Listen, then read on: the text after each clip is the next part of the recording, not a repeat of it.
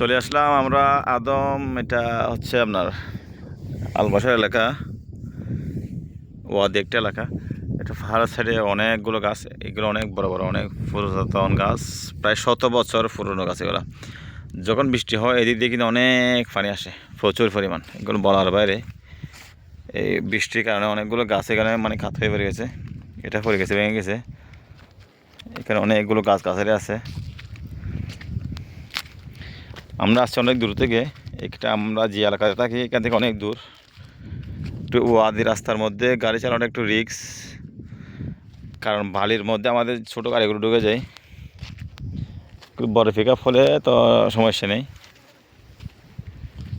মনে হচ্ছে যেন আমাদের বাংলাদেশের কোনো একটা পাহাড়ি অঞ্চল জঙ্গলের মধ্যে আসছি, ঠিক এরকমই মনে হচ্ছে আমার।